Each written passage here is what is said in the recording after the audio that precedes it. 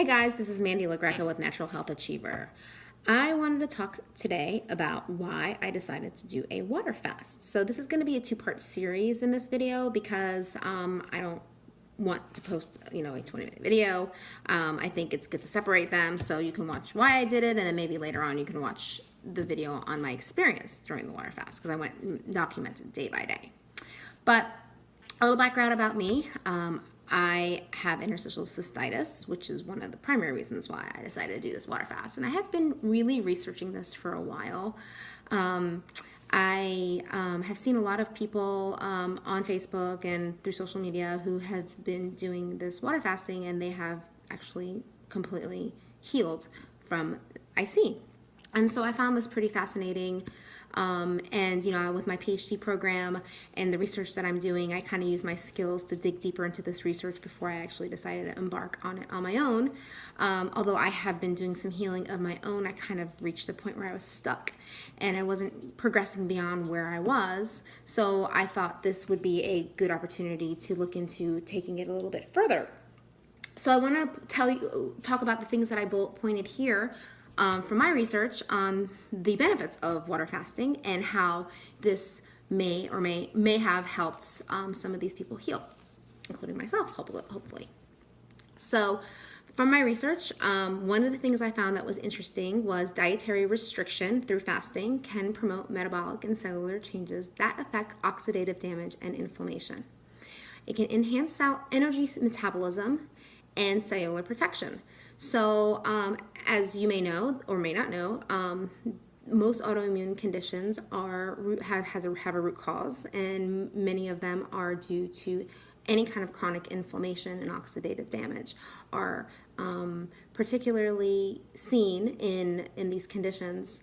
So I felt that was very interesting that these studies are showing that prolonged fasting or even short-term fasting could actually reverse some of these. It also has some beneficial effects on insulin, glucose, and C-reactive protein and blood pressure.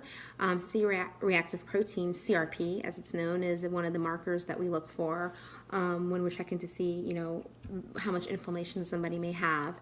So according to some of these studies, they did it before and after, and they checked that after fasting, the CRP levels had dropped significantly. So that was really interesting. And then prolonged fasting of 2 or more days are emerging as an effective way to protect normal cells and organs from a variety of toxins and toxic conditions.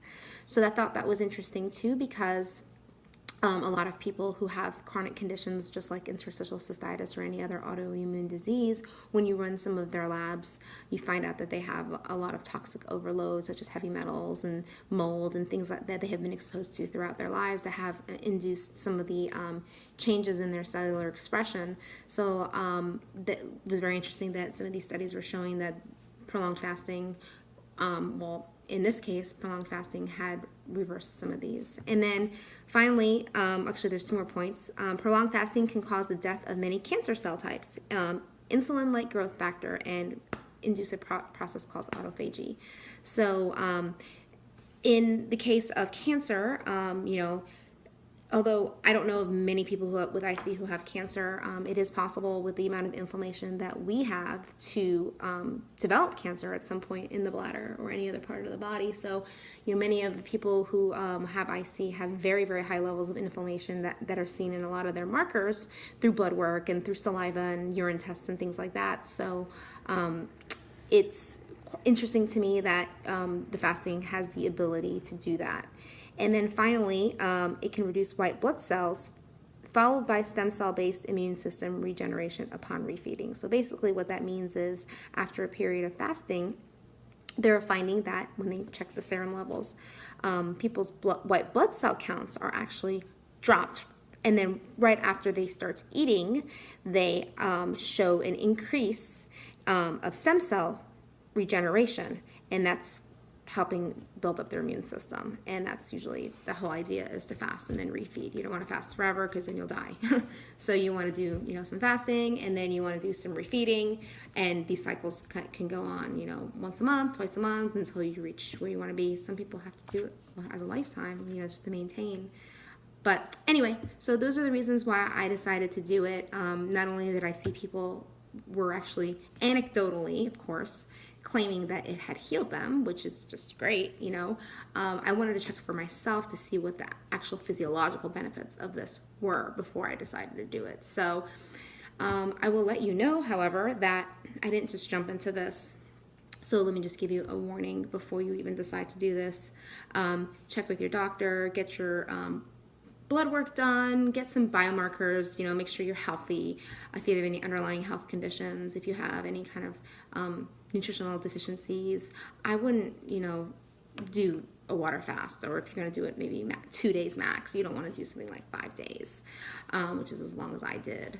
And some people are doing even longer water fasts of 10 to 13 days. I just didn't see any research for my condition proving that that would be beneficial for me. Plus, with my level of stress and, you know, my children, I didn't think it was appropriate for me to do a prolonged fast of 10 days. So I kept it at 5, and it was really the sweet spot. And I'll explain in video 2 why I stopped at 5 and didn't continue on. So anyway, that's my story, why I decided to water fast. And in video 2, I'm going to go over my experience. See you there.